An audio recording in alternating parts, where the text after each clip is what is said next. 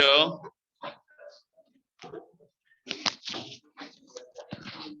आगे सब जिंदा, आगे सब ठीक है। आने में कोई तकलीफ कष्ट, किसी तरह का कुछ अंदर गुस्सा रोष, गाली वाली देने की इच्छा, कुछ ऐसा मन में चल रहा हो कि जिंदगी बर्बाद हो चुकी है, संडे के दिन में देखो क्या काम करना पड़ रहा है। नहीं, एक संडे ही तो था जहां पे आराम करते थे, आंखों को आराम देते थे ऐसा सो के। नहीं, अभी ठीक है। कुछ कह रहे हैं कप्तान? दोनों कप्तान साले साथ बैठते हैं, मतलब मुझे लगा गेम फिक्स करके रखते हैं। डिस्कशन करना है या नहीं करना है? कोई ऐसा जो नहीं करने वाला हो? सबको करना है? श्योर है? हाँ बोल कप्तान, क्या कह रहा था? हाँ हाँ हाँ भाई, आंखों को आराम मिलता है ना कुल मिला के संडे को। हाँ समझने वाले समझ रहे हैं। नहीं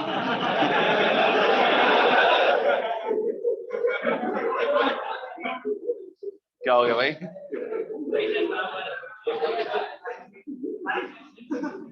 कुछ कह रहे हैं कप्तान? सारे असुर हैं। अच्छा अच्छा, पार्ट बी में था ना। अच्छा ऑनलाइन वाले यार मुझसे। हेलो बच्चों। Good evening sir. Good evening, जय श्री कृष्ण। कैसे बच्चों? गुड इवनिंग सब बढ़िया? Evening yes sir. होमवर्क किए हैं? उठ गए सब? हाँ हो गया सर। हाँ, जो उठ गए सबको गुड मॉर्निंग, और जो उठ रहे थे सबको गुड इवनिंग। पार्ट बी बताएंगे 1 to 5। कौन बोल रहा है? एक तो पहले हाथ खड़ा करो। अच्छा आप ही बोल रहे थे?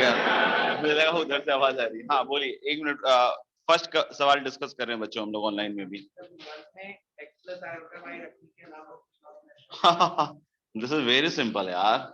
Late us take z common. Are you getting this English? Okay, then when you take z common, inside is z square plus 1, and z equal to 0 or z square plus 1 is 0. So if z is 0, z is 0, and if z square plus 1 is 0, then z is plus minus iota. And now it is asking about which of the following must be true on the complex plane. So real part z less than 0. I don't think कि तीनों ही case में ये true है। ठीक है, फिर then is real part z is 0. Oh, it feels so wow. मेरे ख्याल से ये सही लग रहा है मुझे। इमेजिनरी पार्ट z इज 0, तीनों के लिए नहीं है। और z की पावर बोल रहा हूँ, पावर 4 is 1, तो 0 वाले केस में तो पावर 4 1 नहीं हो पाएगा। 0 की पावर 4 क्या होता है यार? 0 है क्या? Guys are very quick. अच्छा, और कोई पार्ट बी में 1 to 5 ऑनलाइन से भी कोई संदेह प्रश्न डाउट हो तो बताएंगे। Part B 1 to 10। 8 से पहले, बिफोर 8।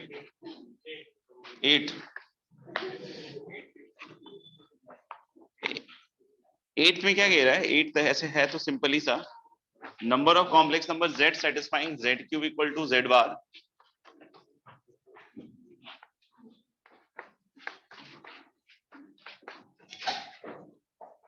तो z cube equal to z bar के बारे में अगर हम बात करें कि सॉल्यूशंस निकालना है, तो देखो वैसे देखो पहले हम लोग x वाले इक्वेशन भी सॉल्व करते ही थे, जिसमें x में इक्वेशन है और छोड़ भी देते थे, ऐसा कोई है दिक्कत नहीं। तो सेम हम यहाँ भी कर सकते हैं, ऐसा कोई इशू नहीं है। दूसरा, अगर सॉल्व करने की इच्छा अगर कहीं से जागृत हो रही हो, तो एक चीज पहले जरूर देखना चाहिए हमेशा जब हम कॉम्प्लेक्स नंबर वाली इक्वेशन सॉल्व कर रहे हो, ठीक है ना, कि सबसे पहले उन कॉम्प्लेक्स नंबर्स का मॉडुलस निकाल लो जो इस इक्वेशन को क्या कर रहा है, सेटिस्फाई। मतलब sometimes it is very easy to calculate कि वो कॉम्प्लेक्स नंबर जो इसको सेटिस्फाई कर रहे हैं उसका मॉडुलस क्या होगा। समझ में आ गया? तो ऑलवेज अगर हम कॉम्प्लेक्स नंबर में इक्वेशंस को सॉल्व करने की कोशिश कर रहे हैं, तो फर्स्ट स्टेप वुड बी, मतलब डेफिनेटली कि इक्वेशन को देखो नहीं, और दूसरे स्टेप में हम इस चीज को इंश्योर करें कि हम मॉडुलस अगर निकल रहा हो तो उसका मॉडुलस निकालने, मतलब जो उसको सेटिस्फाई कर रहे हैं उसका मॉडुलस। उल्टा नहीं सोचना है कि मॉडुलस अगर कुछ आ गया तो सबके सब उसको सेटिस्फाई कर रहे हो, नहीं। तो जैसे यहाँ पे मॉडुलस निकालना बड़ा आसान है। अब बोलोगे सर कैसे? दोनों साइड मॉड ले लेते हैं, जेड से डिवाइड कर दें, कर लेंगे आज, नहीं तो कल कर लेंगे। तो ले लेंगे मॉड ले लेते हैं, तो mod of Z cube is Z के मॉड का क्यूब पढ़ा, जेड की पावर एन का मॉड, मॉड ऑफ जेड की पावर एन। हाँ प्रॉपर्टी पढ़ाई है, ठीक है ना, भूलते रहना अपन को। तो मॉड जेड क्यूब, उधर क्या आएगा मॉड जेड बार, और mod Z bar is actually mod Z. अब ये देखो ये रियल नंबर में इक्वेशन आ गई, अगर मॉड वोड देख के घबराहट सी हो रही हो, अंदर से लग रहा हो कि एकदम से तो आप इसमें मॉड जेड को आर रख लो, समझ में आएगा। अगर बहुत ज्यादा दिक्कत आ रही है तो R cube equal to R, तो आर रियल नंबर है, अब समझ में आएगा। तो आर इक्वल टू या तो 0 या फिर आर स्क्वायर इक्वल टू 1 में, अब ऐसा नहीं कि -1 ले लेना, एक्स्ट्रा ऑर्डिनरी टैलेंट है वो फिर, ठीक है ना। तो मान लें कि आर रियल है तो दूसरा केस क्या होगा 1, यानी कि जो भी कॉम्प्लेक्स नंबर इसको सेटिस्फाई कर रहे होंगे उनकी मॉडुलस वैल्यू या तो 0 होगी या 1 होगी। लेकिन ऐसा नहीं कह सकते कि जिनकी मॉडुलस वैल्यू 1 होगी सबके सब सेटिस्फाई कर रहे होंगे, क्योंकि हमने अभी इक्वेशन के एक पार्ट को ही डील किया कि हमने सिर्फ मॉड के लिए किया, मतलब आप समझ रहे हो ना, अपन ने इसको नहीं सॉल्व किया, अपन ने इसको सॉल्व किया, इन्फर किया ना। तो हम क्या बोले कि अगर इस इक्वेशन की बात करते तब तो यही है, लेकिन हमें तो इस इक्वेशन की बात करनी है। तो हम लोग यहाँ बोल सकते हैं कि ठीक है मॉड जेड इज 0, तो the only solution for Z is 0, no problem. और ये सेटिस्फाई भी कर रहा है, इसको आप रख के देख सकते हो, ठीक है ना। लेकिन जब मॉड जेड 1 है तो इसमें तो बहुत सारे नंबर्स होंगे, तो सब नहीं कर रहे हैं, समझ में आ गया। लेकिन जो सेटिस्फाई कर रहे हैं उनका मॉड क्या है 1। तो अब मैं क्या कर रहा हूं कि दोनों साइड, अब जो तुम लोग कह रहे थे कि z से मल्टीप्लाई कर लो सर, वो कर लेता हूं। तो z से मल्टीप्लाई करते हैं, इधर मॉड z स्क्वायर हो गया, दैट इज 1, तो z की power 4 is 1, 4 values of z। वैसे तो निकाल सकते हैं, बाकी इक्वेशन से ही दिख रहा है कि 4 डिग्री की इक्वेशन है तो 4 नंबर्स होंगे, बाकी हम लोग 1 -1 आयटा और माइनस आयटा, समझ में आएगा। तो मेरे ख्याल से और एक 0, तो टोटल कितने आ जाएंगे 5।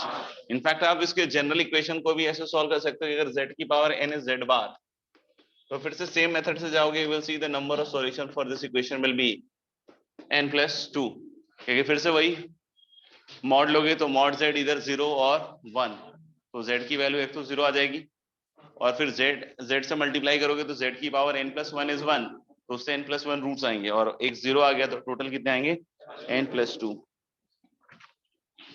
और कोई सवाल है टिल 10 ऑनलाइन में, किसी को 10 तक देना हो, 10 तक जल्दी दे, 10 तक। चलिए रख रहे हैं, लीजिए बेटा। और क्या था क्लास में, कुछ था क्या? नहीं कुछ भी नहीं था। कहां तक पढ़ाया था? क्वेश्चंस कर रहा था शायद, इमेजिनरी इनइक्वालिटी। अच्छा ट्रायंगल इनइक्वालिटी, मुझे लगा इमेजिनरी इनइक्वालिटी, मैंने नया चीज पढ़ा दिया मैंने कल। अच्छा उसमें हमने मैक्स और मिनिमम तो प्रूव कर दिया था मुझे लग रहा है, हम बस वो चाह रहे थे देखना कि कंडीशन जो इक्वालिटी वाली है वो कब आएगी, राइट। तो उस पर बात कर लेते हैं।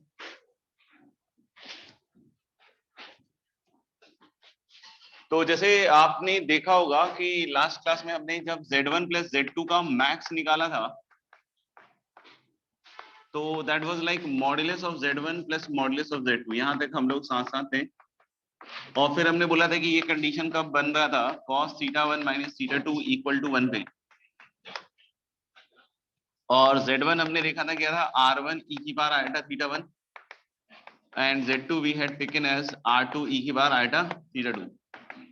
और फिर मैंने आपसे पूछा था कि ये 1 कब होगा, तो कुछ नर्सरी क्लास के बच्चों ने चिल्ला के बोला था 0, ठीक है। तो हम लोग को ये ध्यान रखना पड़ेगा कि जनरल बात करेंगे, ठीक है। और थोड़ा क्या हो गया बेटा, रख क्या कुछ दिक्कत आ रही है? ग्रेविटी ज्यादा फोर्स लगा रहा है क्या चेहरे पे? ये लग रहा है रोकना पड़ रहा हो, ये तो गिर जाएगा। हाँ ठीक है ना, माउस ड्रॉप तो नहीं होने वाला? कुछ सोच रहे थे क्या? बताओ बताओ। ऐसे लग रहा है सोचता ही होता है। क्या सोच रहे थे बताओ, खड़े हो जाओ। किसको? अरे इस समय क्यों हंस रहे हो? हाँ कॉपी को देख रहे थे, अच्छा अच्छा। देखो कैसा लग रहा है, देखें अच्छा लग रहा है। उदास लग रहा है कुछ, जबरदस्ती बुला लिया क्या? हाँ नहीं, हाँ सो रहा होगा मुझे लग रहा है, सो रहा था। तो तुम ही नहीं तो बोला था कि सर ऑफलाइन, अब देखो ऑनलाइन, अरे ऑनलाइन रहता तो सुतल रहता, क्या दिक्कत है, चिल, रात में उठ के फिर वीडियो देख लेता। पहले दूटो यूट्यूब वाला लगाता मोटिवेशन, हम करके दिखाएंगे 100% सिलेक्शन, ऐसे वाला देख लेता दो चार, और फिर क्या, रे लाओ रे अन्ना सर का कॉम्प्लेक्स नंबर वाला लाओ ए बेकार, फिर से लगाओ हाँ ठीक है ना, मुंह धो क्या जाओ, लाइफ बॉय लाए हो। पहले लेंगे कॉस अगर 1 के बराबर हो रहा है तो थीटा 1 माइनस थीटा 2 किसके बराबर हो जाएगा, 2n पाई। ठीक है, तो अब जैसे मैंने मान लो कि सपोज कर लो Z2 को फिक्स कर दिया, Z2 is at some angle theta 2,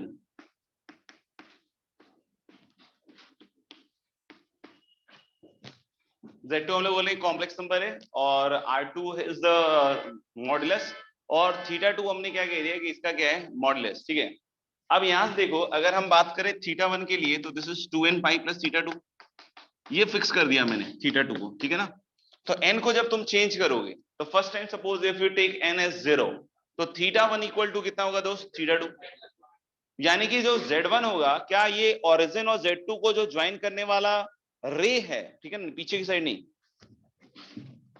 not on this side, हम लोग बोल रहे हैं कि इधर की साइड, मतलब मॉडुलस डिपेंडिंग अपॉन Z1 का मॉडुलस। ठीक है ना, तो हम लोग बोल रहे हैं कि दिख रहा है कि Z1 भी इसी पे कहीं ना कहीं इधर होगा, ऐसा तो नहीं लग रहा है सर इस साइड भी तो आ सकता है, नहीं, इस साइड आने का मतलब थीटा 2 प्लस पाई पे आ रहा है वो, फिर समझ में आ रहा है क्या? तो इस चीज को अपन पहले फील करें कि जो Z1 है, अगर हम बात करें कि अगर मैंने Z2 को फिक्स कर दिया, Z2 I have fix, R2 is some modulus, theta 2 is some angle argument, सही है क्या? और हमने बोला कि अब n की वैल्यूज वेरी करा करा के देखना चाहते हैं, तो 0 जब रखा मैंने तो मुझे लग रहा है कि theta 1 is same as theta 2, मतलब जो भी आर्गुमेंट Z1 का आएगा वो थीटा 2 के बराबर ही होगा, मतलब Z1 भी इसी लाइन पे कहीं ऊपर नीचे हो रहा होगा, depend upon modulus Z1 is greater then modulus Z2 equal और लेस देन व्हाटएवर, हम लोग बोलते हैं Z1 लोकेट हो जाएगा। ठीक है ना, when you put n equal to 1 this is going to be theta 1 equal to 2 pi plus theta 2, तो थीटा 2 और प्लस 2 पाई, तो 2 पाई करोगे तो सीधा इसी पे फिर से आ जाएगा, यानी एवरी टाइम यू ऐड 2 पाई 2 पाई 2 पाई और सब्ट्रैक्ट 2 पाई, हम लोग हो सकते हैं Z1 भी यहीं पर कहीं होगा, इसी साइड पे, समझ में आएगा, इधर अबव और बिलो, या उसी पे होगा, वो किस पे डिपेंड करेगा, मॉडुलस पे। लेकिन एक चीज तो बोल सकता हूं ना, एक चीज बोल सकता हूं कि origin Z1 Z2 must be collinear, and one more specific thing कि Z1 and Z2 must be on the same side of origin, opposite नहीं होगा, नहीं, तो इसमें जरूर लिख लेंगे जब हम इस इक्वालिटी कंडीशन की बात कर रहे हैं Z1 प्लस Z2 के मैक्स की, ठीक है ना, तो यहाँ जरूर लिखेंगे एक line, hence origin Z1 Z2 are collinear, नहीं समझ में पूछ सकते हैं, hence origin Z1 Z2 are collinear and Z1 and Z2 are lying on the same side of origin, and Z1 and Z2 are lying on the same side of origin, origin, एक बार लिखना,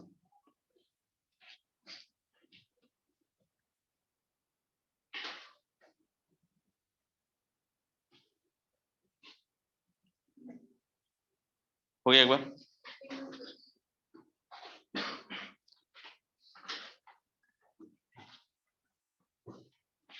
अभी हम दूसरी चीज पे आते हैं, क्या, cos of theta 1 minus theta 2 equal to -1, ये कब की बात हो रही थी कि हम लोग बोल रहे थे मिनिमम जब निकाला था Z1 प्लस Z2 का मिनिमम, राइट, तो वो आया था Z1 का मॉड माइनस Z2 के मॉड का मॉड, ऐसा दिख रहा है क्या, और इस केस में आया था, राइट, और हम लोगों ने बोला था क्या कि इस केस में थीटा 1 माइनस थीटा 2, कितना लिखूं बोलो, 2n plus 1 pi या 2n minus 1 pi, whatever you want to write you can write, ठीक है ना, यानी कि यहाँ पे theta 1 is what, theta 2 plus 2n plus 1 pi। Now फिर से वही सेम काम करता हूं मैं कि Z2 को फिक्स कर देता हूं, R2 फिक्स, थीटा 2 फिक्स, ठीक है, अब देखते हैं हम n की वैल्यूज रख रख के, ठीक है ना, तो n की वैल्यू जैसे 0 रखो, तो what is θ1? θ1 is θ2 plus pi. तो जब बेटा तुम θ2 और प्लस पाई करोगे तो इधर की साइड हुआ ना फिर नहीं, क्योंकि हमने क्या किया, अगर नहीं दिख रहा है तो देख लेना ध्यान से, कि θ2 चला और फिर प्लस पाई करेंगे तो ये ऑपोजिट साइड में इधर कहीं z1 मिलेगा। कोई बोले सर n की वैल्यू 1 ले लेंगे सर फिर तो अलग हो जाएगा। नहीं बेटा, आप देखिए फिर से θ1 is θ2 plus 3 pi. When you will see θ2 plus 3 pi, θ2 plus 2 pi तो फिर से यही आ जाएगा, और प्लस पाई करोगे तो फिर से इधर ही आएगा। मतलब इस केस में भी ओरिजिन z1 z2 कॉलिनियर है, but there is a difference. हाँ, कि हम लोग बोले z1 and z2 are lying on the opposite side of origin, तो लिख लेना here also origin z1 z2 are collinear, here also origin z1 and z2 are collinear,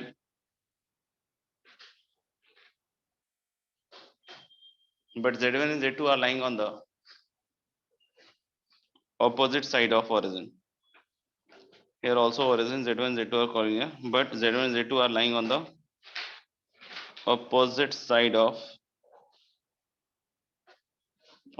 of origin.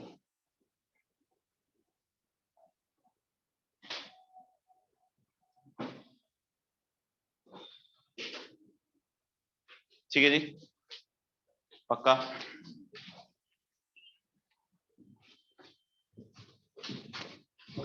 अच्छा, triangle inequality को मैंने प्रूफ तो कर दिया, सबको दिखा दिया, कंडीशन भी बतला दिया, ठीक है ना। हम ट्रायंगल से भी इस चीज को देख सकते हैं, और ट्रायंगल में अगर कोई कंफ्यूजन आपको दिखता है तो फिर जो मैंने एक्सप्लेन किया है उस एक्सप्लेनेशन के साथ ही रहे, फिर आप ट्रायंगल मत देखें। तो जैसे हमने लास्ट टाइम एक फोटो बनाया था इस तरह का, कि जैसे ये Z1 था और ये ओरिजिन था, और इस तरीके से हमने एक Z2 लिया था, और इनको एडजेसेंट साइड्स मानते हुए हमने क्या ड्रॉ किया था, एक parallelogram. I hope last class की बात है, अभी इतनी जल्दी ऑपरेट नहीं हुई होगी। और जैसे ये वाला ट्रायंगल देखो तुम, इसका लेंथ बोलो। हाँ, modulus of Z1 plus Z2, यानी फिर ऐसे लिख दूं Z1 प्लस Z2 का मॉड। ये लेंथ बोलो, मॉड Z2, और ये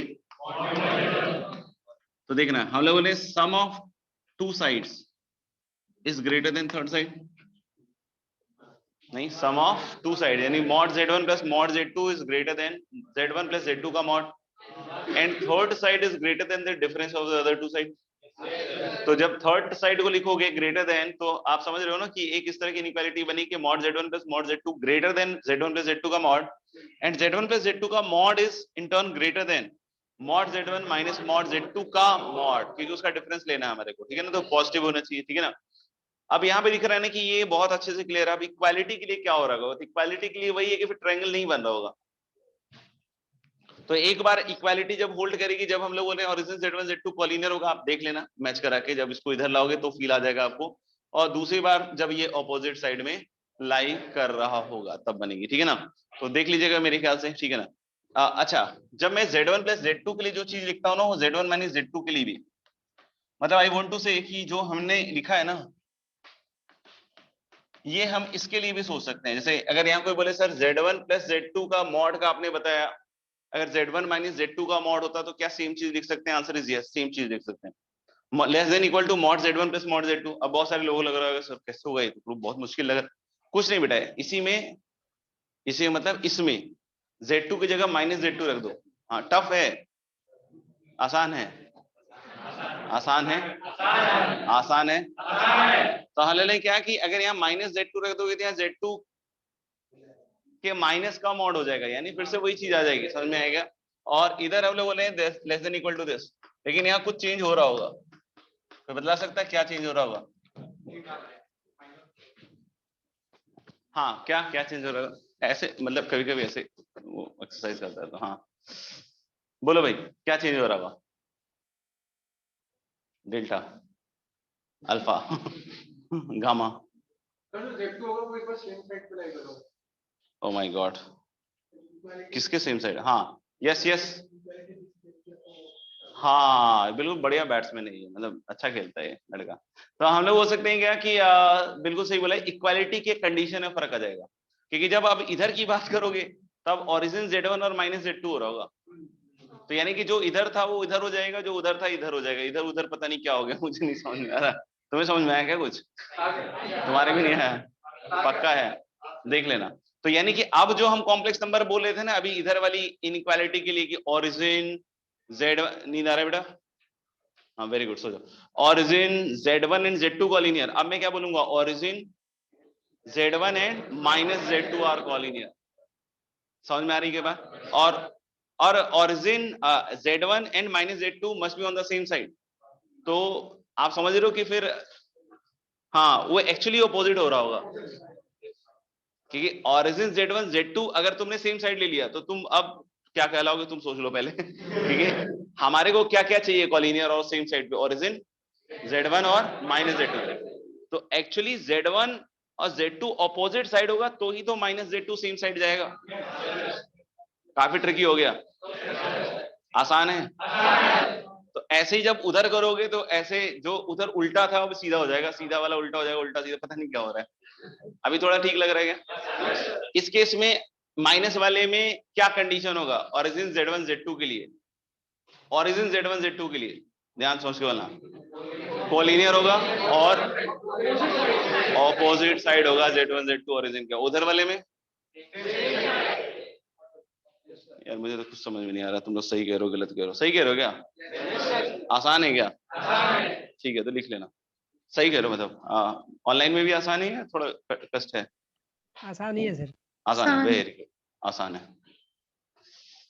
और दिक्कत लगे तो दूसरा टैब खोलना है, उधर YT खोलना है और उसमें एक दो मोटिवेशन वीडियो देखना है फटाफट से, एकदम बोलो एकदम लगना चाहिए we will जीत जाएंगे हम, फोड़ेंगे हम। शाबाश, लड़का फुल्ली मोटिवेटेड लग रहा मुझे, बगल में रहा कर सांस में मत रहा कर, फोड़ेंगे फोड़ेंगे करता रहता है। सुबह फोड़ फाड़ दिया फिर बोलोगे, इंटेंशन पहले से बतला रहा है, फोड़ेंगे हम। लिख लिया सबने एक एक बार? हाँ एक एक बार लिखना है, प्रैक्टिस घर पे।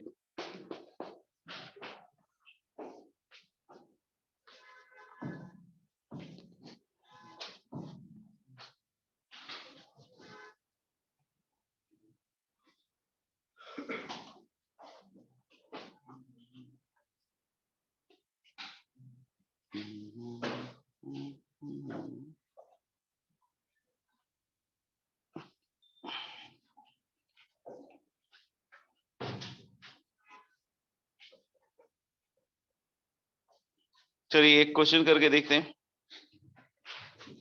क्वेश्चन है, find the greatest and least values of mod z।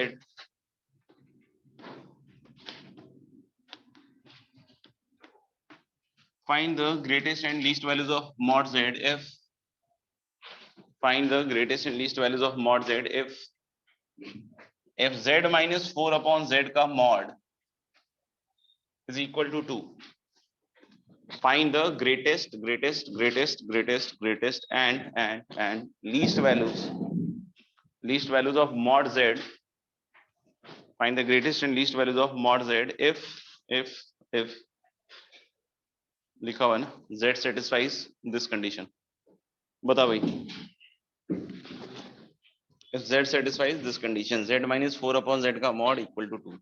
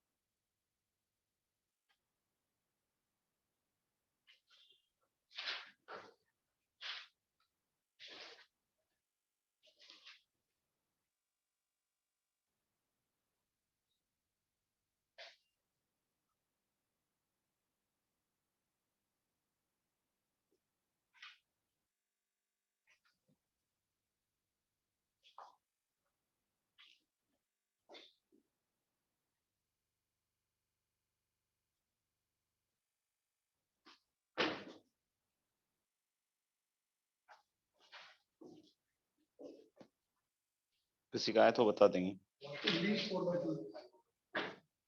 दोनों आ जाए तब बताएं।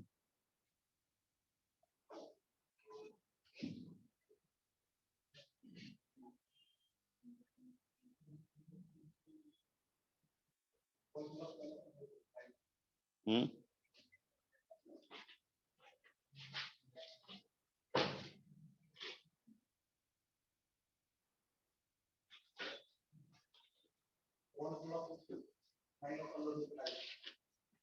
केकर आइल बा, मैक्सिमम कितना बा 1+√5 और मिनिमम लागता कैसे नहीं,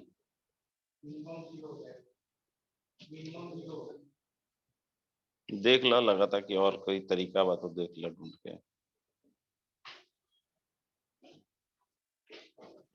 सर मैक्सिमम 1+√5।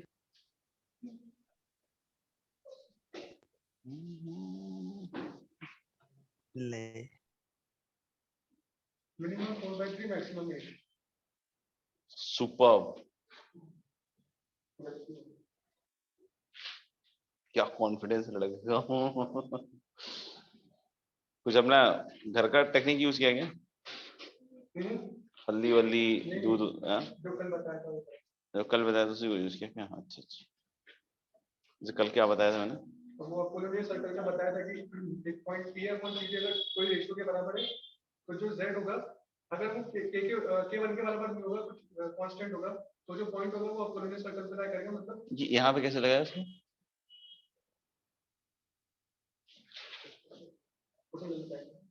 क्वेश्चन गलत है ये क्वेश्चन ही गलत है, मुझे भी लग रहा है। मैंने गलत लिखा। अच्छा तूने गलत लिखा है, हो जाता है यार, ऐसा चलता रहता है। z-4/z का मॉड लिख लिया क्या? z-4/z। हाँ ठीक है।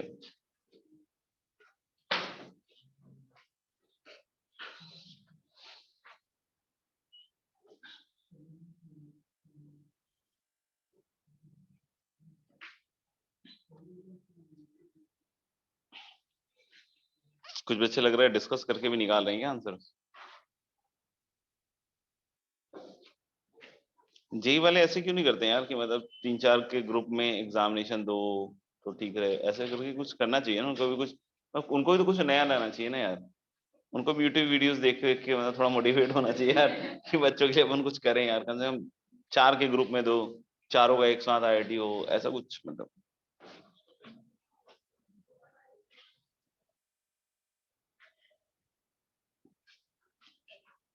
चेंज ही नहीं हो रहे हैं यार, गलत है यार, समय के साथ तो सबको बदलना पड़ता है, इन्होंने सिर्फ पैटर्न बदल दिया बस।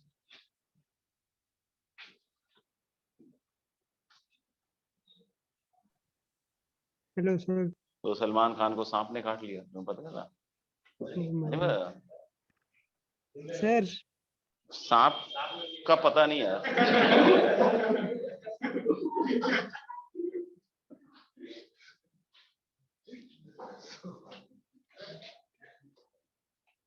मुझे लगा कुछ देर में उनको उसको ढूंढ के लाएंगे, बोले माफी मांग। ऐसे कैसे काट के गया तू, कुछ बोल रहा है क्या बच्चा? हाँ बता भाई, बता तू भी बता, अपने शेयर कर एक्सपीरियंस। अरे तू भाड़ में जा, उससे पूछ रहा हूँ मैं, कुछ बोल रहा है ना वो तेरे बगल वाला दोस्त, कान में कुछ बोल रहा भू करके। हाँ, नहीं ये बगल वाला नहीं, हाँ तू बोल। सर मिनिमम 0 मिनिमम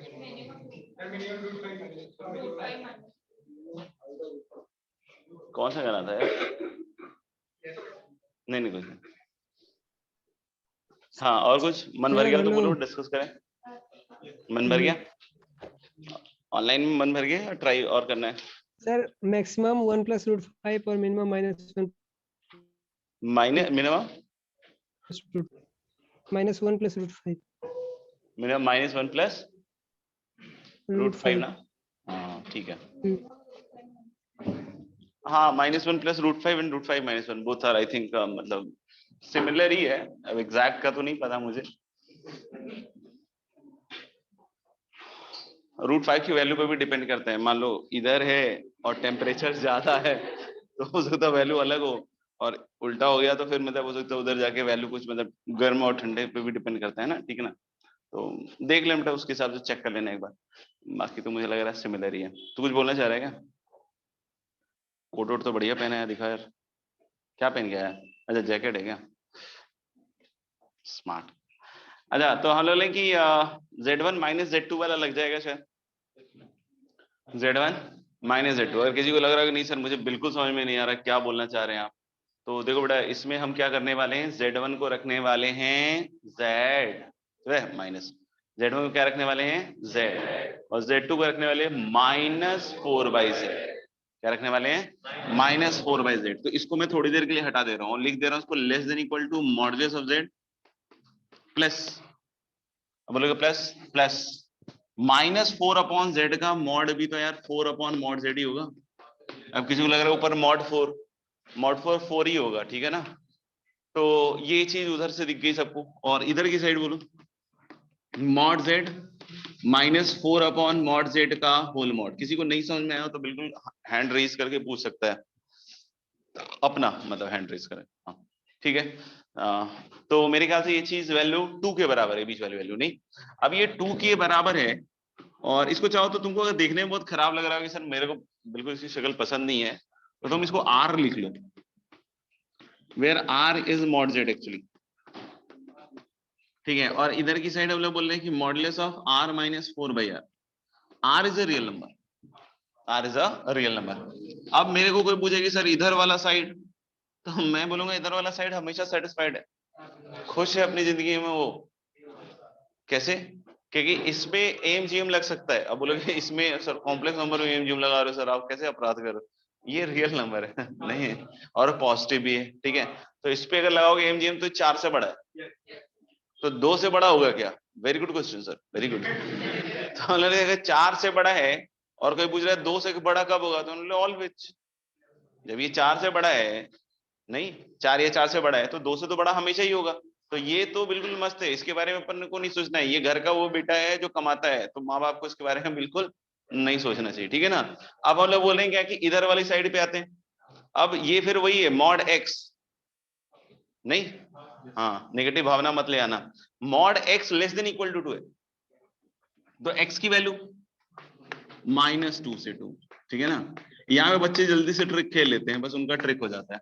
तो हम लेने क्या कि mod z less than equal to 2, तो z की वैल्यू क्या आ जाएगी, मतलब mod z नहीं बोलना चाहिए मुझे, मैं गलत बोल रहा हूँ। mod x is less than equal to 2 is x -2 से 2। यही समझ में आ रहा है ये ऐसा क्यों लिख रहे हैं? वो बोलेंगे सर उस दिन तो बताया था कि ऐसा नहीं लिखते हैं कॉम्प्लेक्स नंबर में। रट्टा नहीं माना है, ये रियल नंबर है नहीं। हाँ डिफिकल्ट है थोड़ा सा, अच्छा आसान है। तो हम लोग रहे कि जब इसको अपन सेटल करेंगे, इधर वाली साइड को पहले सेटल कर रहा हूं मैं, देखना ध्यान से। तो r² + 2r - 4 greater than equal to 0 इधर वाली साइड से, और इधर वाली साइड से r² - 2r - 4 less than equal to 0। दोनों सेटिस्फाई होने चाहिए, या कोई एक सेटिस्फाई हो जाएगा तो काम चल जाएगा? यानी दोनों का क्या लोगे? आसान है। तो जब इसको सॉल्व करेंगे तो r की वैल्यू आएगी greater than equal to -1 + √5 and less than equal to -1 - √5। तो ये वही r इसको देके बोलेगा am I joke to you. तो हम लोग बोल सकते हैं क्या कि ये तो गया, क्योंकि r इज ऑलवेज पॉजिटिव, ठीक है ना। अब कहीं ऐसा नहीं कि बाहर r मिल गया सर, वो फिजिक्स में आया था r, ठीक है ना, देख लेना। अब इधर की साइड सोचो, r की वैल्यू मुझे लग रहा है वही जो तुम लोग बोल रहे थे अभी थोड़ी देर पहले, 1 - √5 से 1 + √5। अब दोनों का लेना है इंटरसेक्शन, तो ये बोल रहा है √5 - 1 से बड़ा, और ये बोल रहा है कि यहां से यहां तक, तो यानी अल्टीमेटली r क्या आएगा, √5 - 1 से √5 + 1। This is the range of r। तो अब mod z की लीस्ट वैल्यू बहुत ट्रिकी है। mod z की लीस्ट वैल्यू इज √5 - 1 और ग्रेटेस्ट वैल्यू इज व्हाट, √5 + 1। तो कुछ खास नहीं है, अगर स्टेप बाय स्टेप करोगे तो पहुंच ही जाओगे, कोई दिक्कत नहीं है। क्या बेटा वो 8/3 4/3 का कुछ हुआ क्या?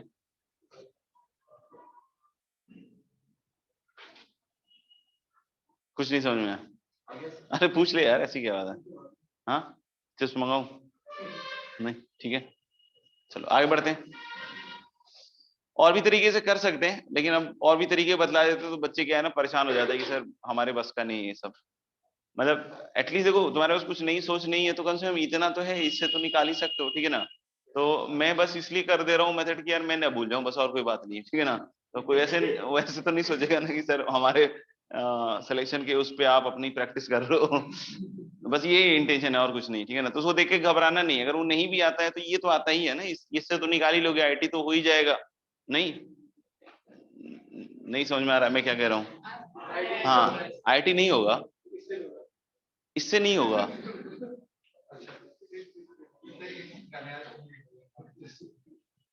किससे होगा, गलत लिख के सवाल। अच्छा वैसे आईआईटी इतना आसान नहीं है यूं कह रहे हैं। हाँ हाँ अच्छा, ये अलग फ्रेम में चल रहा है, इसका अपना स्यूडो फोर्स लगा हुआ है। ये अलग ही चल रहा है। मतलब तुम कह रहे हो कि ये सवाल आया और हमने इससे सॉल्व किया, हमारा आईआईटी नहीं हुआ। मतलब गजब हो यार, बहुत ही वाहियात हो यार। ऐसा टीचर बोलते हैं दूसरे वाले, नहीं अपन तो ऐसा बोलते ही नहीं। मतलब ये तो हद ही हो गई यार। मतलब कह रहा है कि सवाल आया, जेई ने ऐसा सवाल पूछा और अपन ने ऐसा किया तो हमारा आईआईटी नहीं हुआ। Oh my God.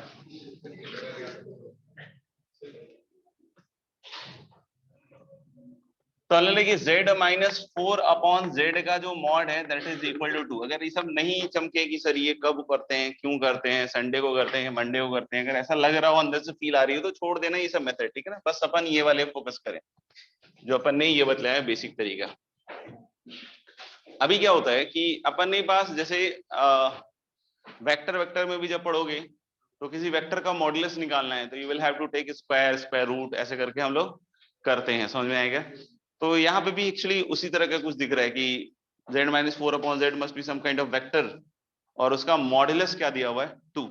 तो हम क्या कर सकते हैं, उसको स्क्वायर कर सकते हैं। क्या कर सकते हैं, स्क्वायर। तो स्क्वायर करेंगे दोनों साइड, अगर कुछ बच्चों ने किया भी होगा, हालांकि 3-4 स्टेप लिखने के बाद छोड़ दिया होगा, वो एक अलग बात है।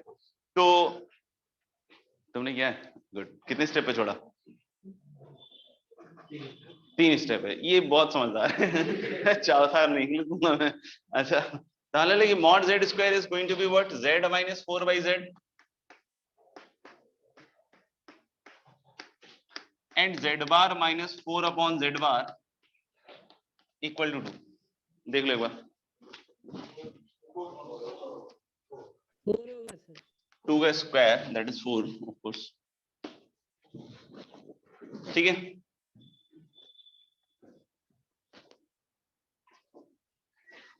एक तो मैंने क्या कहा कि अपन z बार जो भी है क्वांटिटी, या z को पहले तो मान लेते हैं r e की पावर आइटा थीटा।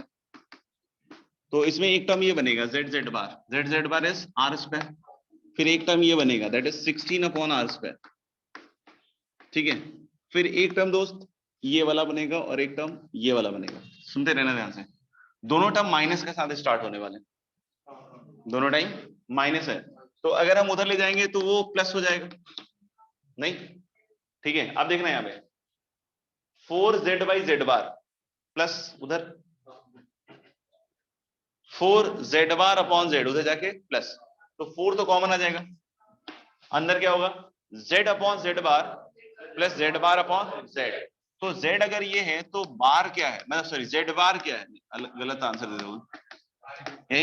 तो z अपॉन z बार क्या है, z अपॉन z बार क्या है, e की पावर आयटा 2 थीटा। लिख के दिखाऊं, हैंडराइटिंग अच्छी है मेरी, हाँ लिख के दिखाऊं।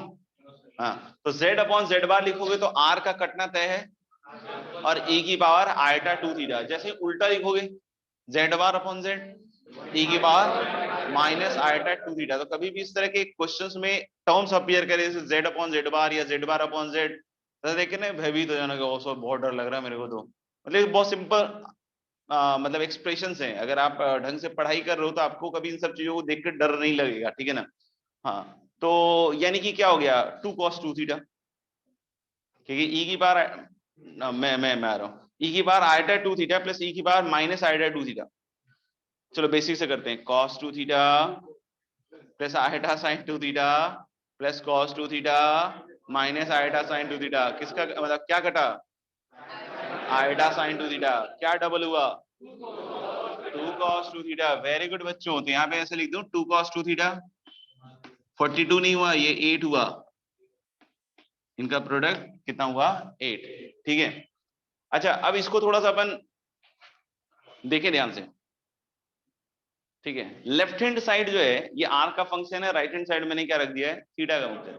अभी जो लेफ्ट हैंड साइड वाला जो फंक्शन है उसका अगर मैं ग्राफ बनाऊं आर के रिस्पेक्ट में, तो 0 प्लस पे तो ये इंफिनिटी जाएगा, इसकी एक लोएस्ट वैल्यू आएगी जो हम एमजीएम से बतला सकते हैं, ऑफ कोर्स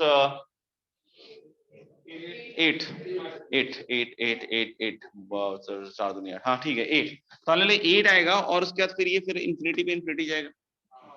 नहीं वैसे तुम लोग कैलकुलेशन सब पढ़ रखा है, ठीक है ना, और डिफरेंशिएट करके भी आप सोच सकते हो कि एक पार्ट तक इंक्रीज करेगा, फिर डिक्रीज करेगा, फिर इंक्रीज करेगा। तो मेरे ख्याल से ये वैल्यू होगी 2 होगी ना आर की वैल्यू। तो 2 पे इसकी लोएस्ट वैल्यू कितनी आएगी 8, ठीक है ना।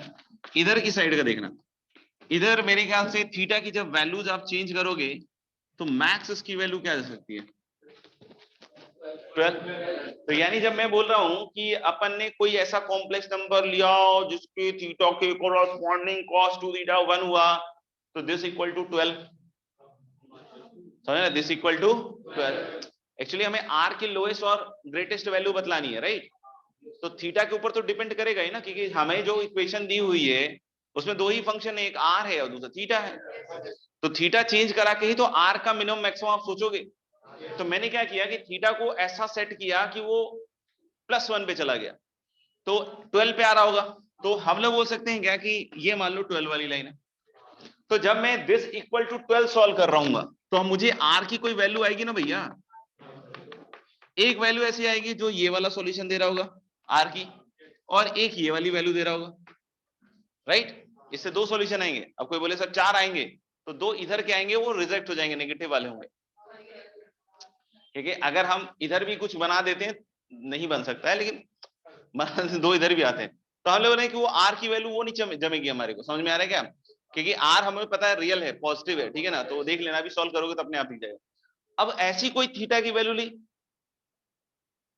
जिसके कोरोस्पॉन्डिंग राइट हैंड साइड की वैल्यू 12 से ऊपर आ जाए, है ही नहीं, पॉसिबल ही नहीं है, तो क्यों सोचे, ठीक है ना, नीचे हो जाए, हो सकता है। तो मान लो जब मैंने नीचे के लिए सॉल्व किया तो मेरे पास जो वैल्यूज अब आर की आ रही हैं, मुझे लग रहा है वो वैल्यूज प्रीवियस वाले केस के मिनिमम से बड़ा है और मैक्सिमम से छोटा है। जैसे हमारे को जो आर की दो वैल्यूज आएंगी, एक ये वैल्यू एक ये वैल्यू, अब की अगर नीचे वाली लाइन पे अपन ने पकड़ा इसको, तो ये वैल्यू से बड़ी वैल्यू यहां दिख रही है मेरे को, और ये वाली वैल्यू से छोटी दिख रही है। तो जब मैं आर का मिनिमम मैक्सिमम सोचूंगा तो वो तो इसी लाइन पे मिल गया मुझे, क्योंकि जब भी मैं इस लाइन को नीचे खींच के लाऊंगा, हमारे को जो आर का मिनिमम या मैक्सिमम मिलेगा उस कोरस्पॉन्डिंग लाइन पे, वो हमेशा प्रीवियस वाले से मिनिमम बड़ा हो रहा होगा, मैक्सिमम छोटा हो रहा होगा, यानी इसी से सब आंसर आएगा। अब हम लोग बोले इसको सॉल्व करना, हम लोग बोले कि क्या आसान है, नहीं। तो हम लोग कि देखो आर की power 4 - 12 r square equal to दोस्त क्या है +16 इक्वल टू 0। तो आर स्क्वायर की वैल्यू देखो 6 प्लस माइनस मुझे लग रहा है 144 है, और उधर कितना है 64, तो रूट कितना हो जाएगा, ये एक्चुअली क्या 72 ही होगा ना, नहीं नहीं 4 2 36 और प्लस 16 बोलो, हाँ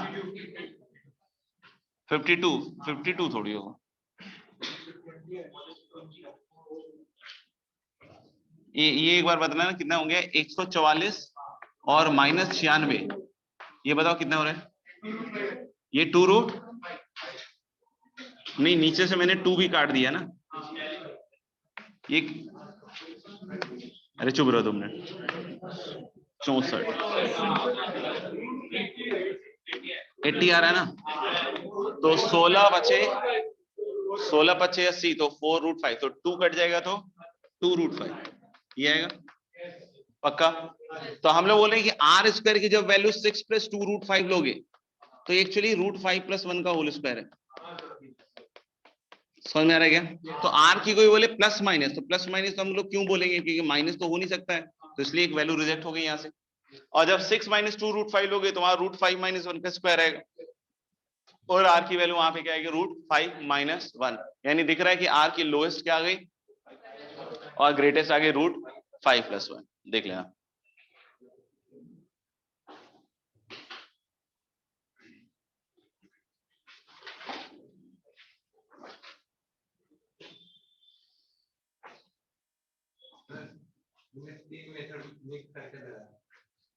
ये हुई ना बात, नशा उतना तगड़ा हुआ होगा। 3 मिला के कर रहा है काम, तो होगा ही। आंसर तीनों से है ना, मतलब तीनों से मिक्स है मैंने। ठीक है कोई बात नहीं।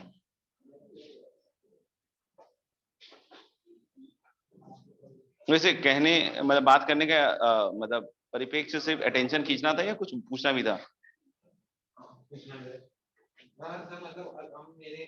वैसा वाला तो कुछ नहीं है ना, डेल्टा वेल्टा निकालने वाला?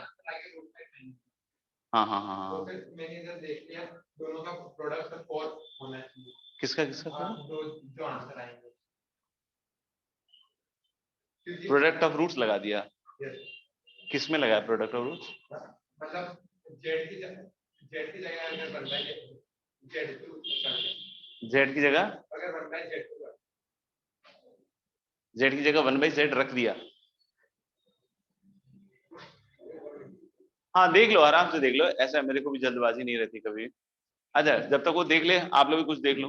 नहीं आप देखो, देख ले। हाँ बोलो। जेड की जगह 4/x x रख दिया, 4/z2 रख 4/z2 रख दिया। तो फिर ये जो z1 में है तो लगा मतलब कौन से फॉर्मूले को लगा रहा है, कहाँ क्या कर रहा है मतलब मैं यूं करना चाह रहा जैसे ये इक्वेशन है, हाँ शुरू से बोल रहे हैं, ठीक है ना। अब ऐसा नहीं कि शुरू बोल के चुप हो जाना।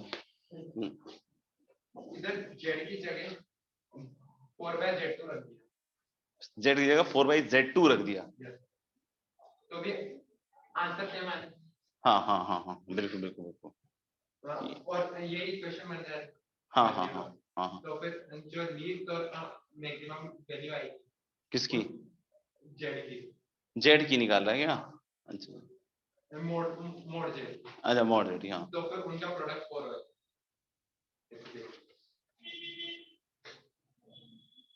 लीस्ट और ग्रेटेस्ट की जो वैल्यूज आएंगी, मतलब हाँ प्रोडक्ट 4 तो आएगा, वो तो अपन ठीक है यहाँ से तो बोल ही सकते हैं, यहाँ से भी बोल ही सकते हैं, सही कह रहा है। हाँ बोल, फिर आगे बोला। दूसरा निकाल लिया तो कैसे? नहीं ठीक है, शायद सही है, लेकिन वही है कि अगर मतलब कोई और भी जेड हो जिससे ट्रांसफॉर्मेशन से सेम आ रहा होगा, तो फिर उसमें अपन नहीं कंफर्म कह सकते, क्योंकि मान लो कि कोई एक z = ओमेगा रखने पे भी सेम इक्वेशन आ रही होगी, तो फिर क्या करेंगे उसका? तो फिर ये प्रूफ करना पड़ेगा ना कि सिर्फ z के लिए सेम आ रहा है और 4/z के लिए सेम आ रहा है। तीसरा अगर किसी के लिए आ जाए तो उसको भी तो प्रूफ करना पड़ेगा ना। ये सपोज कर लो z = फलाना फलाना के लिए भी आ जाए, अच्छा तो उसका कैसे करेंगे? मतलब अभी पता नहीं है ना, अभी तक तो ठीक है, अभी तक तो कोई दिक्कत नहीं है कि अगर z और 4/z के कोरस्पॉन्डिंग सेम आ रहा है, तो मेरे ख्याल से शायद ये बोलना चाह रहा होगा कि इसका मैक्सिमम उसका मिनिमम होगा, इसका मिनिमम उसका मैक्सिमम होगा, यही कहना चाह रहा होगा शायद कुल मिला के। तो ठीक है, 2 के लिए तो सही है, लेकिन अगर 2 से अलावा हो जाएगा तो अपन कैसे बोलेंगे? फिर उसके लिए फिर लिखोगे, चल तो जाएगा वैसे, क्योंकि 2 के उसमें एक काम तो कर ही सकते हैं। नहीं कर सकते हैं वैसे, तो मुझे लग रहा है कर सकते हैं, क्योंकि अपन को लग रहा है कि z के लिए इसका जो आएगा वैल्यू जो भी है सेम, अगर 2 आ रहा है तो 4/z के लिए भी 2 ही आ रहा है, मतलब z की जगह 4/z रखेंगे, तो this is again going to be the same equation. समझ में आएगा? तो अब ये कह रहा है शायद कि mod z का जो लीस्ट ग्रेटेस्ट होगा वो 4/mod z का ग्रेटेस्ट लीस्ट होगा, तो इसलिए हम लोग बोल सकते हैं क्या कि जो लीस्ट और ग्रेटेस्ट का प्रोडक्ट होगा that has to be what 4, तो उसके हिसाब से कुछ ऐसा कंक्लूजन करना चाह रहा है। ठीक है, अभी प्राइमा फेसी तो ठीक ठीक लग रहा है, बाकी थोड़े बहुत प्रॉब्लम्स उस पर सोचने पे आ सकता है दिमाग में। तो चलिए हम लोग बोलेंगे कि इसको अपन अगर आगे देखें इसी वाले पार्ट को, जैसे कि अगर मैं इक्वेशन में इसको कन्वर्ट कर दूं, तो इक्वेशन में अगर इसको मैं कन्वर्ट करूं तो कैसे आएगा? जैसे एक तो आएगा, मुझे लग रहा है इधर तो 4zz बार आ जाएगा ना, आएगा ना। और इधर मुझे लग रहा है ना कि जेड स्क्वायर -4 और जेड बार स्क्वायर -4 लग रहा है, तो मुझे लग रहा है कि जेड बार की पावर 4 होगा, नहीं होगा, क्योंकि जब इसका एलसीएम लेके लिखोगे तो जेड स्क्वायर हो जाएगा ये, और ये क्या होगा जेड बार का स्क्वायर, ऐसा होगा, देख लो। तो जेड बार का होल स्क्वायर ही होगा ना, होल स्क्वायर होगा। फिर क्या आएगा -4 Z square -4 Z bar square और प्लस क्या होगा 16, चेक कर लो, इक्वल टू क्या हो जाएगा 4 जेड बार, चेक कर लो। अब मैं क्या कह रहा हूं,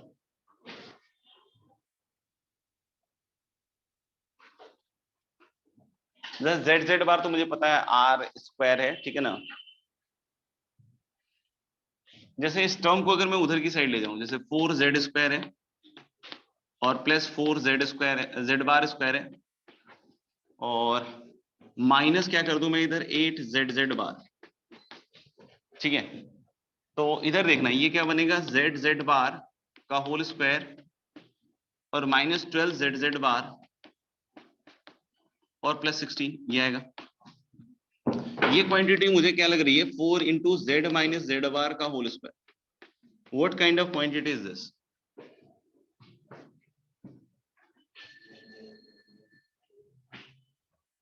जेड माइनस जेड बार का whole square, what kind of quantity is this? Real के अलावा कुछ बोल पाओ तो देख लो।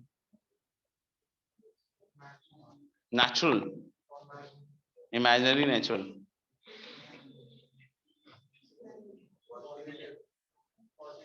पॉजिटिव, क्योंकि जेड माइनस जेड बार का स्क्वायर है नहीं, तो इसलिए हमेशा ये क्या दिखता है पॉजिटिव।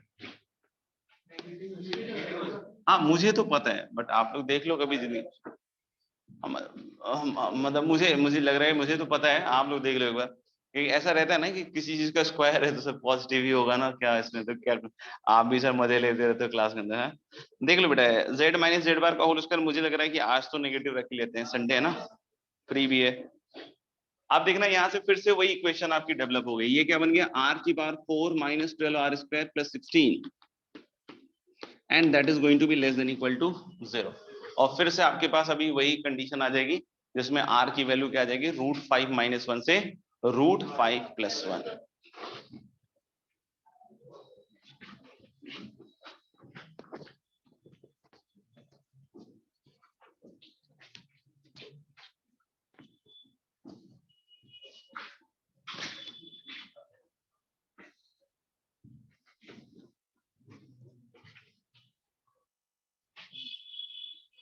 चलें अगले सवाल पे चलें।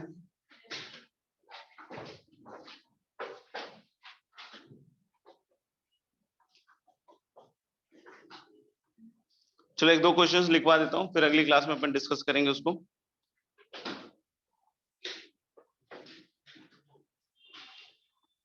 पहला क्वेश्चन लिखिएगा, find the set of points on the complex plane, find the set of points on the complex plane for which, find the set of points on the complex plane for which z square plus z plus 1, find the set of points on the complex plane for which z square plus z plus 1 is real and positive, find the set of points on the complex plane for which z square plus z plus 1 is real and positive, find the set of points on the complex plane for which z square plus z plus 1 is real and positive. And next question is, prove that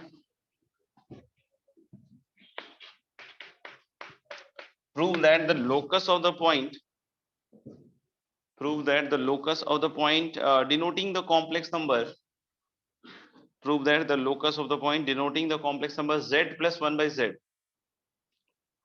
prove that the locus of the point denoting the complex number z plus 1 by z on the complex plane, prove that the locus of the point denoting the complex number z plus 1 by z on the complex plane is a standard ellipse, denoting the complex number z plus 1 by z on the complex plane is a standard ellipse where mod z equal to a. Prove that is the locus of the point denoting the complex number z plus 1 by z on the complex plane is a standard ellipse where mod z equal to a. और a के बारे में लिख लेना not 0 and 1. a is not equal to 0 and 1. a is not equal to 0 and 1. अगला एक सवाल लिखिएगा. Let z1 and z2 are the roots of the equation.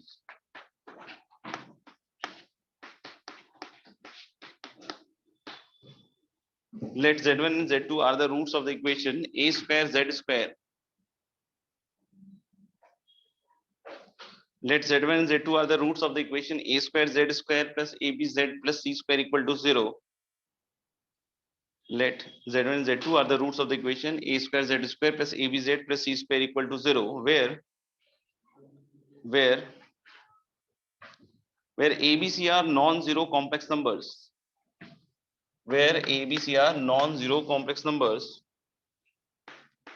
Where abc are non-zero complex numbers. आगे लिखना है if b upon c is real number. If b upon c is a real number, then prove that. If b upon c is a real number, then prove that modulus z1 equal to modulus z2, or if b upon c is a real number, then prove that modulus z1 equal to modulus z2, or z1 upon z2 belongs to R, or z1 upon z2 belongs to R. ठीक है. Sir last part repeat कीजिए. R मतलब real number. तो मेरे ख्याल से लिख लिया होगा. आगे बढ़ते हैं. Next heading is vectorial representation. Vectorial representation लिख लीजिएगा खुद से. Vectorial representation of a complex number. Vectorial representation of a complex number.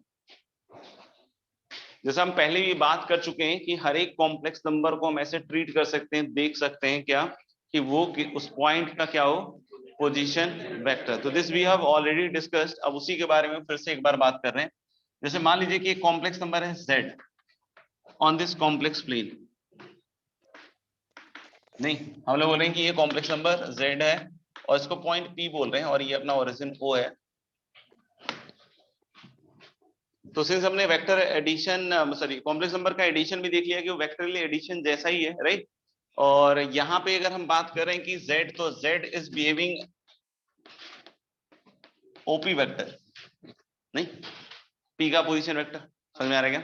तो मान लीजिए कि z ऐसे ही बिहेव कर रहा है, क्योंकि आप देखो मॉड z की अगर कोई बात करता है दोस्त, तो mod z is same as modulus of OP. OP के डायरेक्शन की अगर कोई बात करता है तो हम लोग इसके लिए आर्गुमेंट वाला बात बोल ही सकते हैं. सही है क्या? तो मेरे ख्याल से बहुत हद तक क्लियर है बात. अब लिखने वाली बात है, तो एक लाइन लिखिएगा.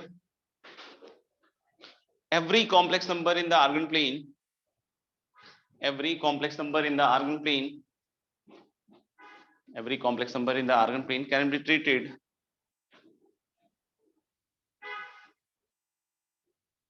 every complex number in the argon plane can be treated as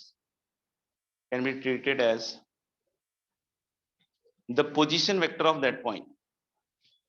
Every complex number in the argon plane can be treated as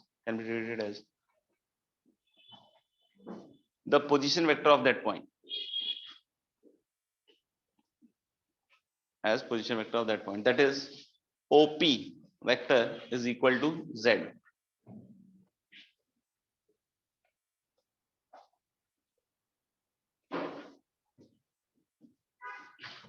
ठीक है. अभी जैसे कोई बोलता है कि कोई दो पॉइंट से P and Q, P is denoting the complex number Z1, Q is denoting the complex number Z2, and suppose कर लो कि कोई PQ वेक्टर लिखना चाहता है, तो जस्ट लाइक जो हम लोग ने सीखा है वैसे ही अगर PQ वेक्टर लिखना चाहता है तो कैसे बताएगा? Position vector of Q minus position vector of P, last minus क्या होता है? फर्स्ट. तो अगर पोजीशन वेक्टर ऑफ Q देखोगे तो दैट इज Z2 और पोजीशन वेक्टर ऑफ P देखोगे दैट इज Z1. अब फिर से आप PQ का मॉडुलस सोचो. नहीं, PQ का मॉडुलस सोचो क्या होगा? Z2 माइनस Z1 का मॉडुलस. और अगर कभी argument of Z2 minus Z1 लिखने के लिए आ जाए तो हमको समझ में आ गया क्या करना है। Argument of Z2 minus Z1 आ गया तो इसको पीछे की तरफ जो हम लोग प्रोड्यूस करेंगे और ये जो एंगल बनेगा this is going to be the argument of Z2 minus Z1, क्योंकि यहाँ पे भी दो कॉम्प्लेक्स नंबर है। बहुत बार बच्चों को लगता है कि अरे सर एक ही तो है, कैसी बातें कर रहे हो आप, एक जीरो भी है। नहीं, कदर करो। तो हम लोग बोल सकते हैं क्या कि यहाँ पे भी argument of Z minus zero है और यही एंगल हम लोग बोले ये जो भी वेक्टर है हम दूसरी तरीके से प्रूव कर सकते हैं कि यही एंगल होगा। देखना जैसे Z2 minus Z1 will be some complex number, ठीक है। अगर मैंने रैंडमली कहीं बोल दिया कि Z2 minus Z1 is this point, can this be true कि ये पॉइंट Z2 माइनस Z1 हो?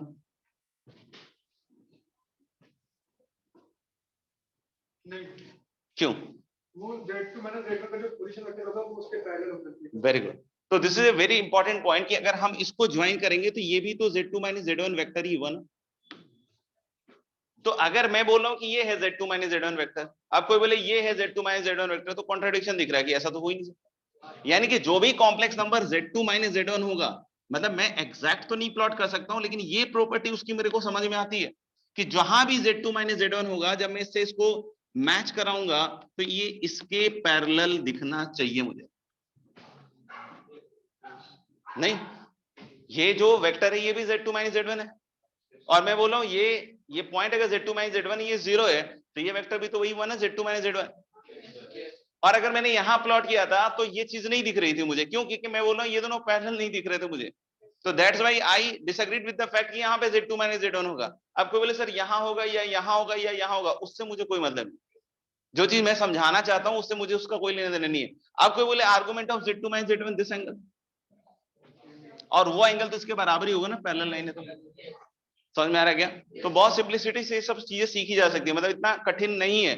बहुत बार बच्चे इस तरह की चीजें देखते हैं argument of Z2 minus Z1, अंदर से लगता है कि यार चलते हैं वॉशरूम चल के आते हैं। दो तीन तीन बार होके आ जाते हैं कि यार समझ में नहीं आ रहा क्या हो रहा है। तो ये बहुत बहुत मतलब कहते हैं ना क्या है, आसान है, देख लो एक बार।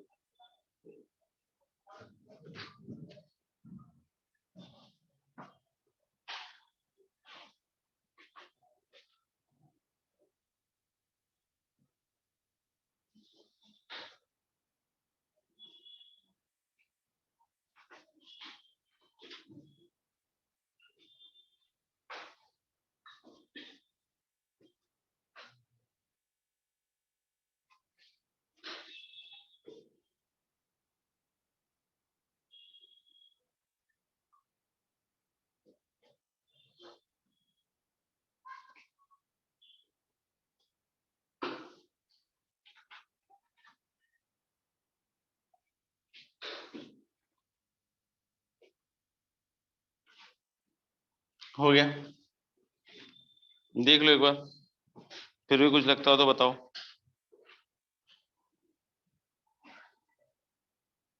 चलिए तो फिर आगे बढ़ते हैं। तो मेरे ख्याल से अपन कॉम्प्लेक्स नंबर का वेक्टोरियल रिप्रेजेंटेशन समझ गए हैं, एडिशन दोबारा बताने की जरूरत नहीं, already we have taken that thing.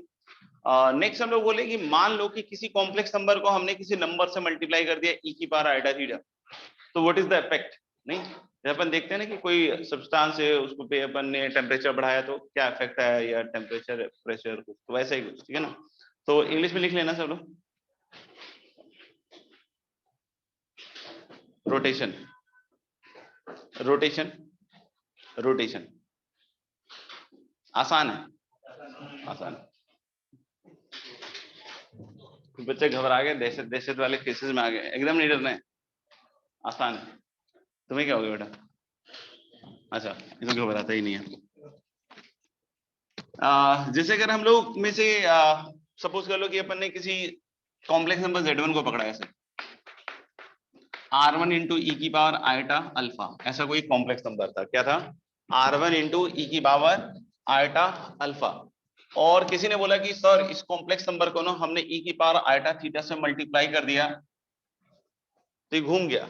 अब देखना कैसे, जैसे कि अगर हम लोगों ने मान लो कि इस Z1 को मल्टीप्लाई किया ई की पावर आइटा थीटा से, तो डेफिनेट सी बात है कि you will get something new complex number, let it be what, Z2।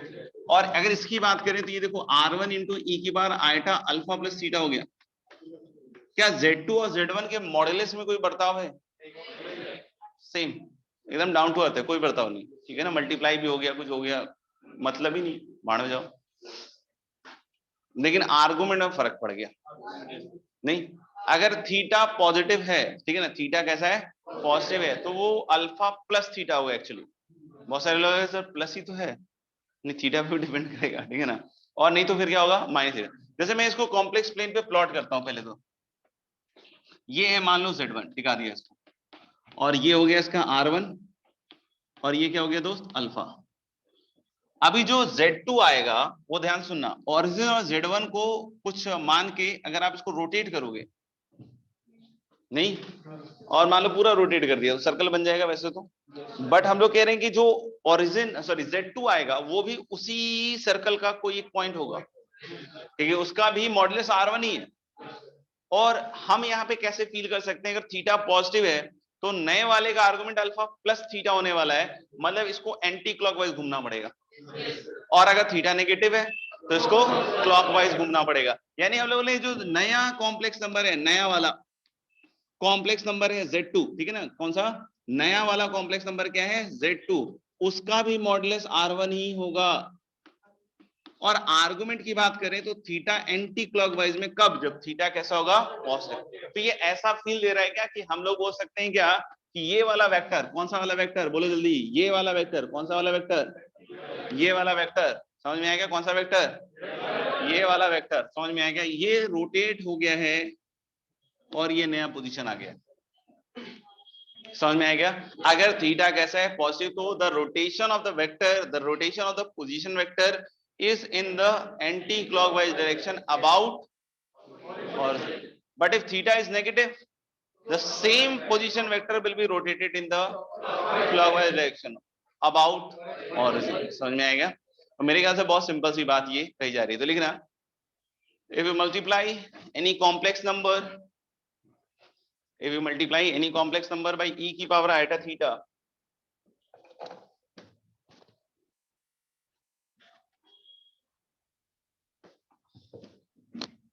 if we multiply any complex number by e की power iota theta, then the position vector of the complex number, if we multiply any complex number by e की power iota theta, then position vector of that complex number, then position vector of that complex number is rotated, then the position vector of that complex number is rotated क्या लिखा है, by an angle theta, then the position vector of that क्या लिखा हुआ, position vector of that complex number is rotated by an angle theta, by an angle theta about origin, by an angle theta about origin in anti-clockwise direction, about theta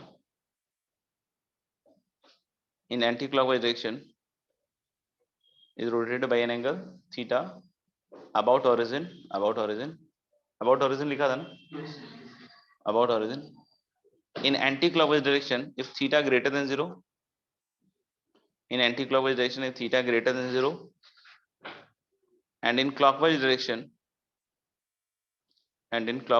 if theta less than 0.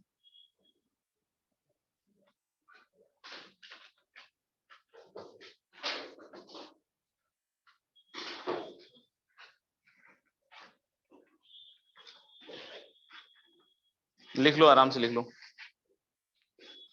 कोई चीज नहीं समझ में आई तो पूछ लो, online में समझ में आ गया, यस सर। हाँ सर। ठीक है। yes, तो मेरे ख्याल से बहुत क्लियर है, ये इसमें कुछ खास नहीं है। लेकिन अब सबसे इंपॉर्टेंट पॉइंट है ना कि सब पूछता तो है नहीं कि भाई ये लो कॉम्प्लेक्स नंबर और ई की पावर आइटा थीटा से मल्टीप्लाई करके दिखाओ, तब लूंगा आईटी में तुम्हें नहीं तो ऐसे तो करता नहीं है कि भाई लो ये ई की पावर आइटा थीटा से, बेटा हाँ वेरी गुड, अरे नहीं बेटा थीटा था तूने फाइव लिख दिया, सिली मिस्टेक, ऐसे ऐसे तो पूछता नहीं कि ई की पावर आइटा थीटा से मल्टीप्लाई कर दो, तब बोलेगा तो फिर बताया किस लिए, तो बताया इसलिए कि ये चीज आती है लेकिन उल्टी तरीके से, समझ में आएगा। जैसे क्या होगा कि किसी सवाल में ऐसा कुछ हो रहा होगा, अब बोलोगे कैसा कुछ हो रहा होगा, चलो दिखाता हूँ। कैसा कुछ सीन बन रहा होगा ऐसा कि कुछ डायग्राम बन रहा होगा, ट्रायंगल बन रहा होगा।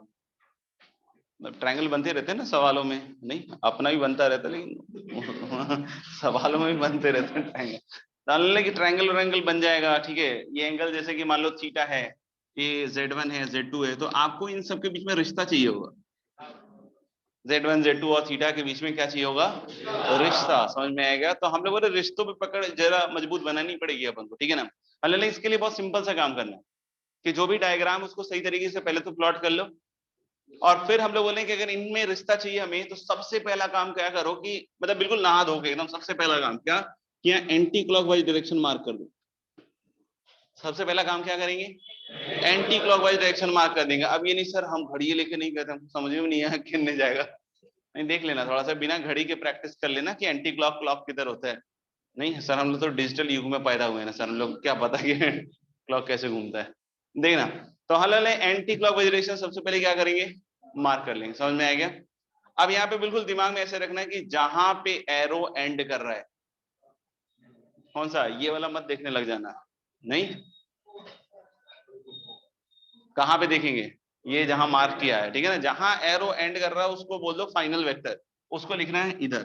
किधर लिखना है, इधर। जहां फाइनल एरो एंड कर रहा है उसको किधर लिखना है, इधर। और इक्वल टू जहां से वो एरो स्टार्ट हुआ था मार्क करना। समझ में आएगा? उसको हम लोग लिखेंगे किधर, उधर। किधर लिखेंगे, उधर। समझ में आएगा? और इनटू ई की power eta amount of rotation. नहीं तो आप देख लो सेम चीज लिखी हुई है, Z2 equal to Z1 into e की पावर आयटा थीटा। कोई बोलता नहीं सर Z1 इधर Z2 इधर, तो हमारे पास भी इधर Z1 इधर Z2 हो जाता, कोई दिक्कत थोड़ी। क्योंकि एंटी क्लॉकवाइज मार्क करने का जो भी मतलब जो भी एक्चुअल डायग्राम है वो बनाने के बाद आप इस तरीके से कर सकते हो, यानी कि इसमें रिलेशन लिखना हमारे लिए क्या हो गया, आसान हो गया। तो यही हम लोग बोल रहे हैं क्या कि रोटेशन का फंडा है, ठीक है ना। अब बहुत बार क्या होता है कि जरूरी नहीं कि जो रोटेशन हो रहा हो ये ओरिजिन पे ही हो रहा हो, it can be with any complex number. जैसे एक एग्जांपल और लेके देखते हैं हम लोग, आंख बंद कर लो सब बच्चों, दिख रहा है कुछ, वेरी गुड। तो मेरे ख्याल से इसको मैंने Z3 बोल दिया, ठीक है। और ये एंगल क्या है, थीटा, क्या है, थीटा। और ये मॉडुलस इक्वल नहीं। अब Z1 Z2 Z3 और थीटा के बीच में रिश्ता चाहिए, ठीक है ना। किसमें रिश्ता चाहिए, Z1 Z2 Z3 and theta में, ठीक है ना। तो हम लोग फिर से क्या करेंगे, ना धो के सबसे पहला काम एंटी क्लॉकवाइज डायरेक्शन मार्क कर देंगे। और फिर से हम लोग बोले जहां वो एरो एंड कर रहा है उसका वेक्टर लिखना पड़ेगा, किधर, इधर। तो हम लोग किधर कितना आएगा, Z2 माइनस Z3। और जहां से स्टार्ट हुआ था एरो उसको किधर लिखना है, उधर। तो वो क्या होगा, Z1 माइनस Z3। कुछ बच्चे बहुत टेक्निकल हो जाते हैं कि सर इधर Z2 माइनस Z3, सर थोड़ा देर के लिए इसको Z3 माइनस Z1 लिख लूं क्या, आराम से रहे भाई। हालांकि अगर उधर लिखना चाहते हो तो इधर भी कर लो, फिर लिख लो, ठीक है। और मल्टीप्लाइड बाई ई की बार आयटा अमाउंट ऑफ रोटेशन, जैसे थीटा, ठीक है ना। ऐसा नहीं कि ये एंगल अल्फा हो जाए तुम थीटा थीटा ही करते रहे, ठीक है ना। देख लेना कि अगर वहां अल्फा होता अल्फा, डेल्टा होता डेल्टा, नहीं अल्फा बीटा छाला, बचपन जवानी सब गया, पता नहीं क्या हो रहा है, देख लेना। अल्फा बीटा तो बॉलीवुड में प्रचलित हो गया, अब तुम लोग भी देख के कम डरते होगे मेरे ख्याल से। नहीं, गाने वाने में तो हमेशा ही अल्फा बीटा ही रहता है आजकल, नहीं सुनते ही नहीं गाना, बस मोटिवेशनल। पर अच्छा, मेरे ख्याल से यहाँ तक क्लियर है। अब बहुत सारे बच्चे सोच रहे हैं सर हमारा सिलेक्शन तो रुकवा दिया आपने, बार बार बार बार आप इक्वल मॉडुलस बतला रहे हैं, अनइक्वल का बतलाइए, वहीं पर सब खेल छिपा हुआ है। जरूरी नहीं कि वो आएगा, लेकिन फिर भी अगर आएगा तो भी हम लोग हैंडल कर सकते हैं। समझ में आएगा? अभी कोई बोले कि सर इक्वल मॉडुलस नहीं है, अनइक्वल है, चलो कोई बात। जैसे मान लो कि ऐसा है कुछ,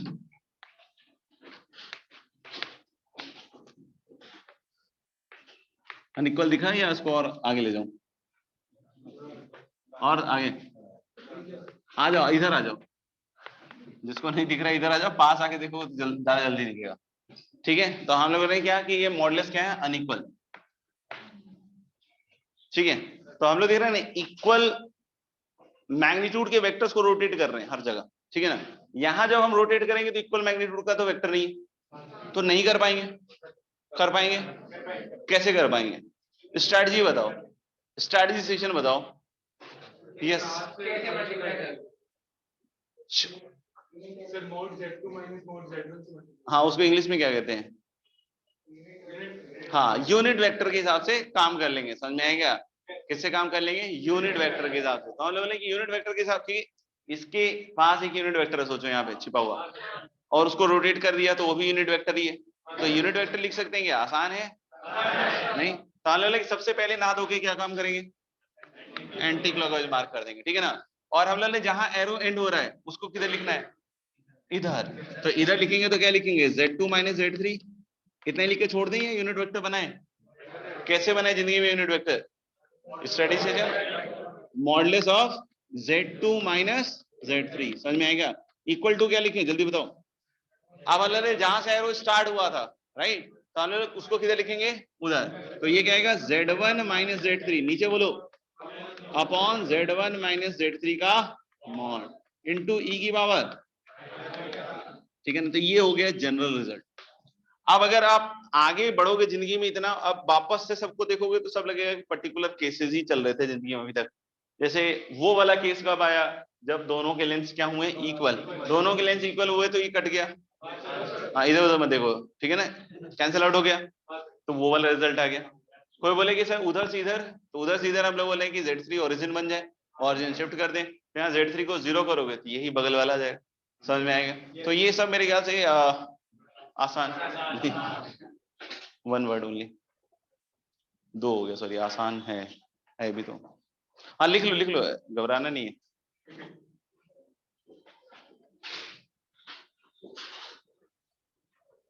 क्या सर संडे को फुकचा उकचा खिलाते सब, क्या कॉम्प्लेक्स नंबर। मतलब खोमचा नहीं लगाना पड़े इसी का इंतजाम कर रहे हैं, ठीक है ना, चिंता मत करना। लिखें, आगे बढ़े, क्वेश्चन लिखते हैं अभी। नींद आ रहा है? जाना है? जाना है तो बोलो, छोड़ देंगे क्लास, ऐसा कुछ नहीं है।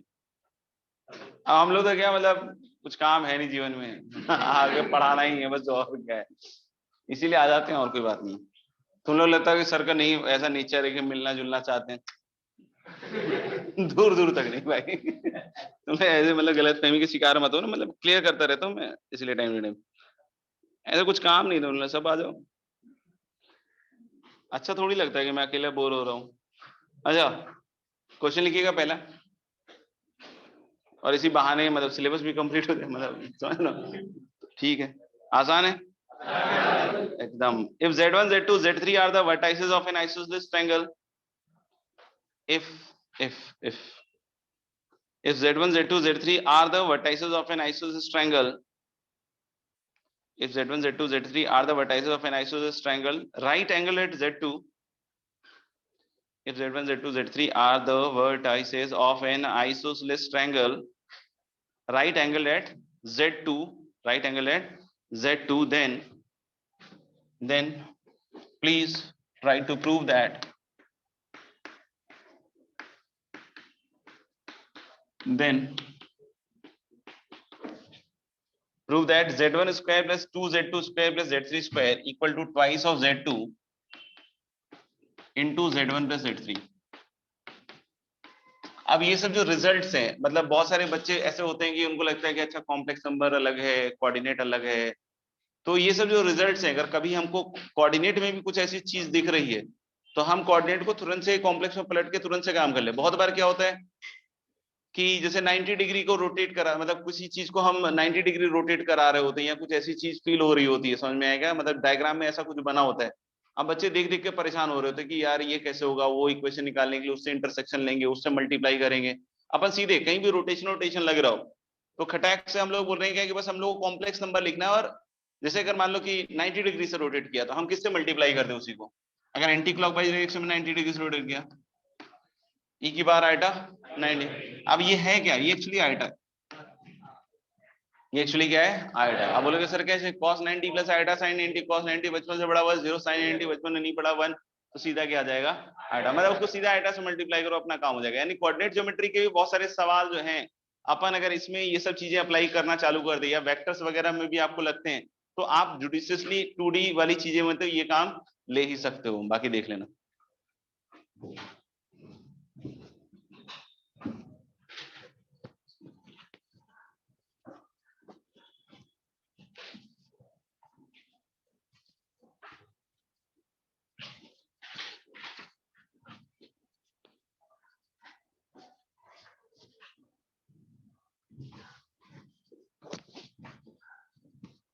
जैंगो चालू हो गया लग रहा है कहीं।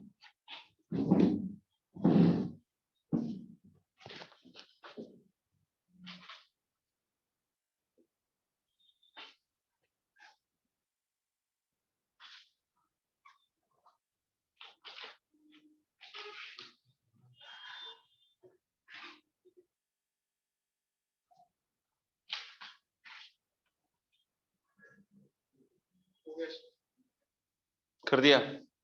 इतना आसान था क्या पढ़ाने के बाद? इतना आसान हो ही जाना चाहिए।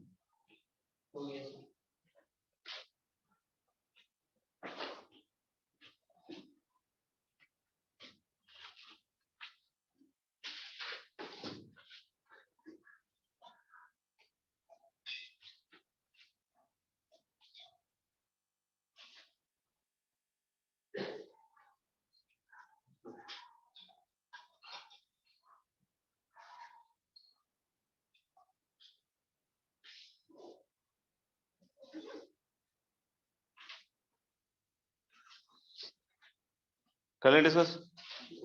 सबका हो गया?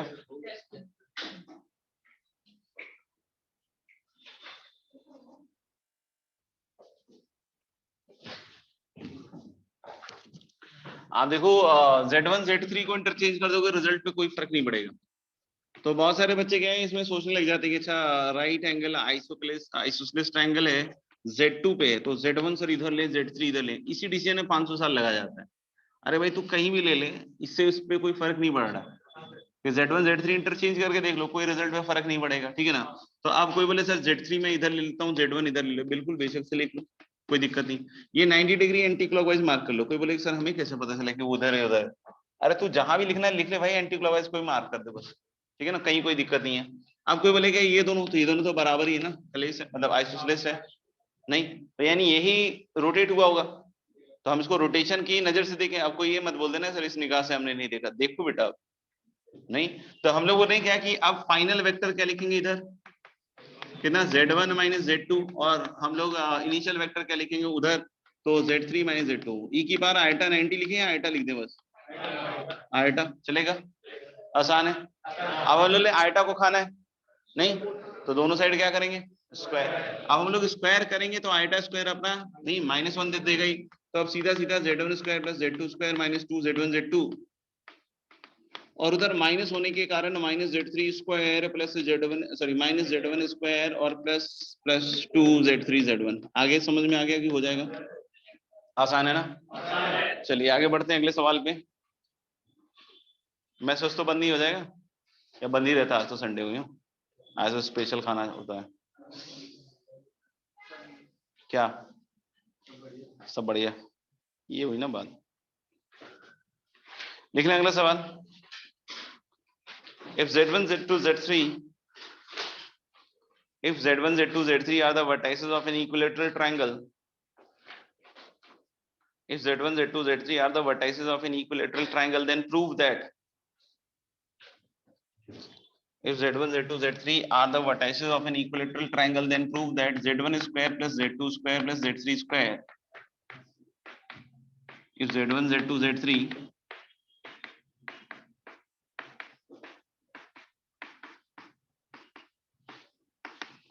if Z1 Z2 Z3 are the vertices of an equilateral triangle, then prove that Z1 square plus Z2 square plus Z3 square, if Z1 Z2 Z3 are the vertices of an equilateral triangle, then prove that Z1 square plus Z2 square plus Z3 square equals Z1 Z2 plus Z2 Z3 plus Z3 Z1। आगे भी है। And if Z0 is its circumcenter, and if Z0 is its circumcenter, and if Z0 is its circumcenter, then prove that and if z0 is its circumcenter, then prove that 3z0 square, and if z0 is its circumcenter, then prove that 3z0 square equal to z1 square plus z2 square plus z3 square.